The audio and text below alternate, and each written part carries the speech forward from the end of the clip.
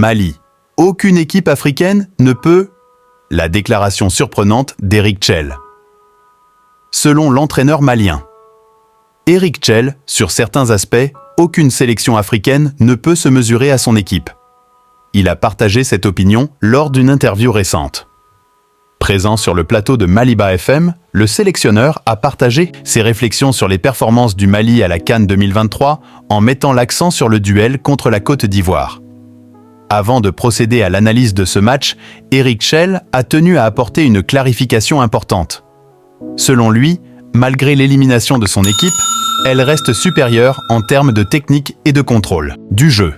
Il a affirmé que, sur ces aspects, le Mali surpasse toutes les autres équipes africaines, déclarant explicitement « Depuis un moment, les équipes, quand elles jouent contre nous, si elles veulent jouer sur le plan possession et qualité technique, elles n'existent pas. Elles ne sont pas capables de rivaliser avec nous. Pour l'instant, je parle uniquement de l'Afrique. Parce qu'on n'a pas encore joué contre des équipes européennes, on a juste joué contre l'Arabie Saoudite. Mais en termes de jeu, pour moi, on est très haut placé en Afrique. » Évoquant les raisons de cette défaite, Eric Chell a pointé du doigt l'intervention de l'attaquant ivoirien Sébastien Haller, qui a déstabilisé son équipe. Le match se déroulait à notre avantage.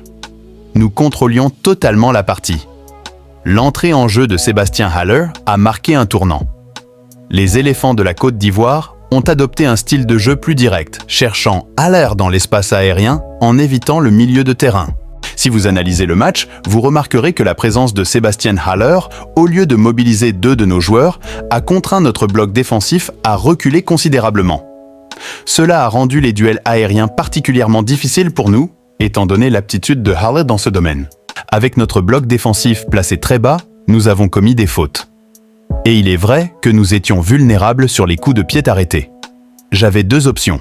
Maintenir notre style de jeu, sachant que nous menions 1-0, ou prendre l'initiative pour tenter de renverser la situation. Il y avait 2 façons de contrer cette stratégie.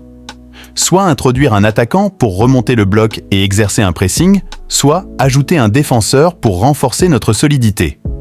Cependant, la fatigue affectait certains de nos joueurs. Et le résultat est connu, nous avons perdu la rencontre, a-t-il déclaré.